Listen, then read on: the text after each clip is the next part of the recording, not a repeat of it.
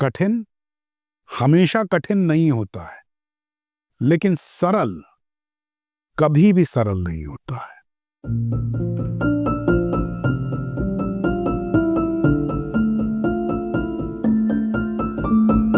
It is a very special day, and on behalf of the Heritage Academy Department of Media, it gives me immense pleasure to welcome the one and only Saurabh Shukla ji, the writer, actor, director, the man who wears many hats.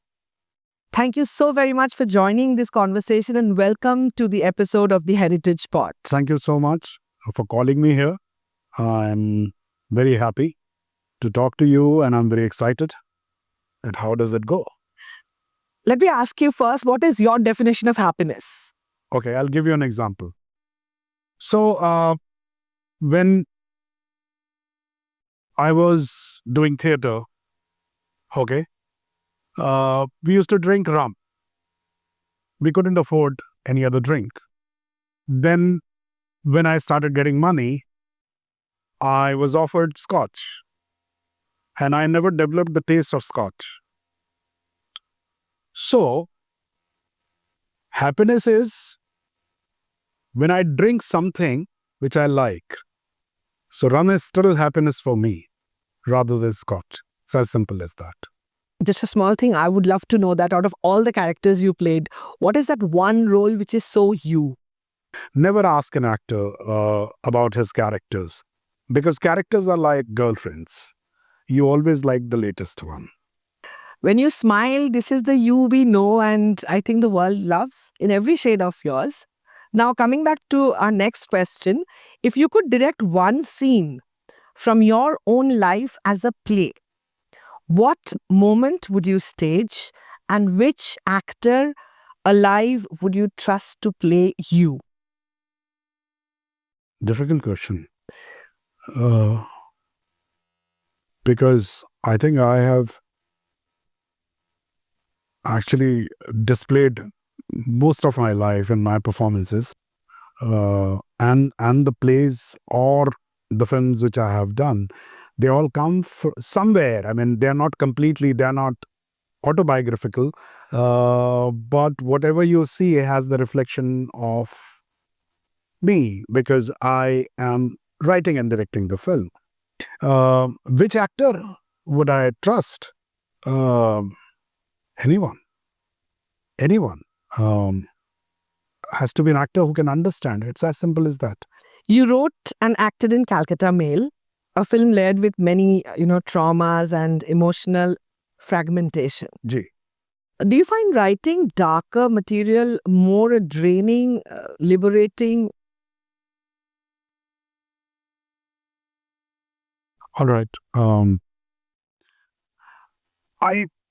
You don't write by the idea of writing dark. You stumble upon something while writing it. So if you write about Gaza today, you can't escape the darkness. Or whatever is happening. I mean, I just said Gaza, but It's happening all over the world. So you don't choose to write darkness or lightness or happiness or whatever. It's something you want to say. And then you start discovering. While writing it, you start discovering that what are you saying? And then just try to be true to that, what you're doing, rather than trying to construct it or design it in a certain way. I hope I'm clear. Absolutely. So it's like the artist's canvas. You really don't know what colors finally it would be. You discover it. You discover it as you create the art. Yes, that's what I think. I really don't think that people start. This is a very common question people start asking, that what made you write this script? Do you ask this question to a dancer? What made you dance? Do you ask this question to a singer?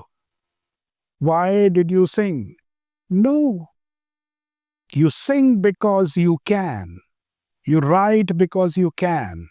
And why? And it's not that a singer, when he sings the same song 50 times in his life, all the time he's actually singing it in one way. There's also a journey for that artist. Right. So you keep discovering why you're doing it. Similarly, a writer writes because he or she can, and something, of course, attracts you to write a particular piece.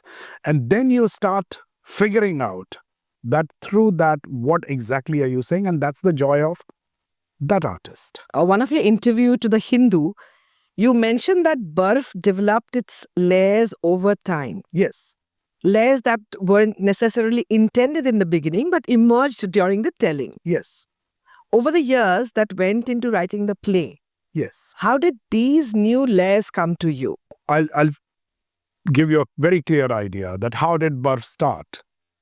So Burf started with one idea that a doctor goes to treat a child and realizes that the child is not a child. Now, that is what is the idea. Right. You can take it anywhere. You can write a farcical comedy on that. You can write a dark, or a horror or whatever. Too many shades. Anything, anywhere. Absolutely. But the idea was interesting because when you tell this to somebody, they say, "Acha, then what happened?" So they want to know about it. So that's how it started.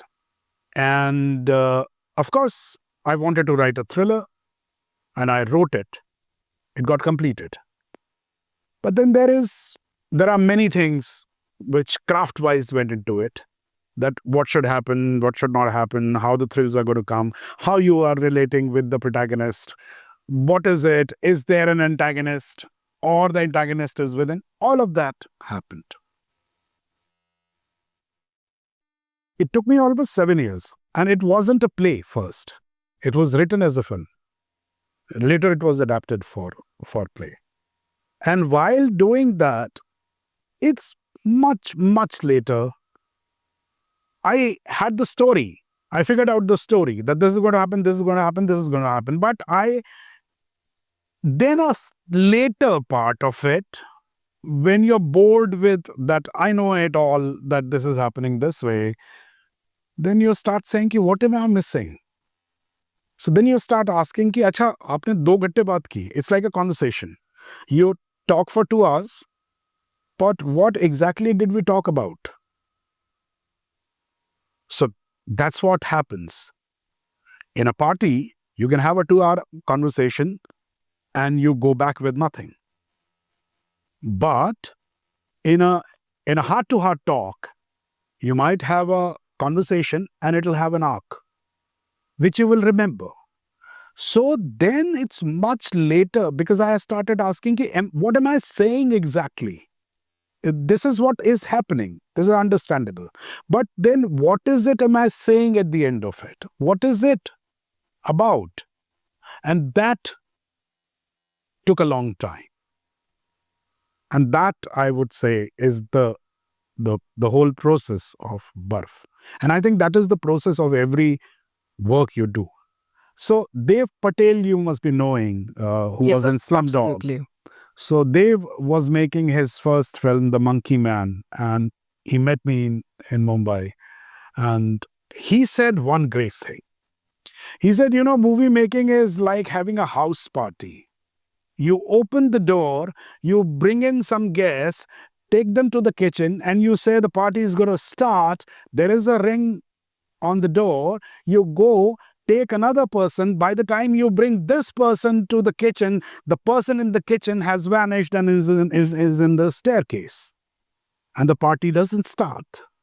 That's what is the reality of making films. So I wrote it as a film. The intention is to make a film. Still it is. But it takes a long time to put a film together.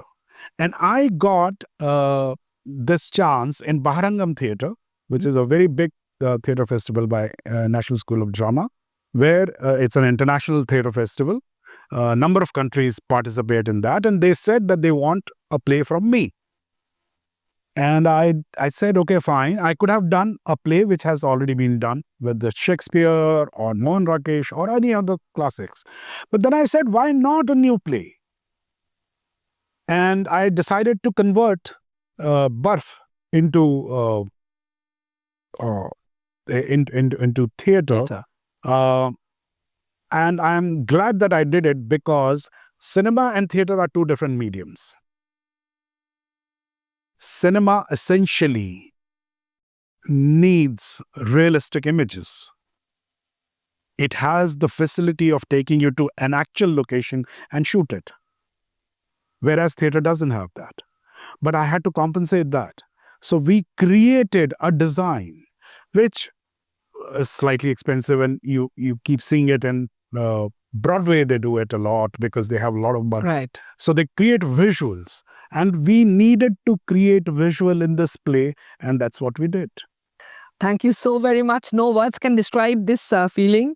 And on behalf of all of us, thank you so very much. Thank you so much, sir. Thank you. It's a pleasure touching you, and this is like a dream come true for all of us. Thank you. Take care, sir. Thank you. Thank you.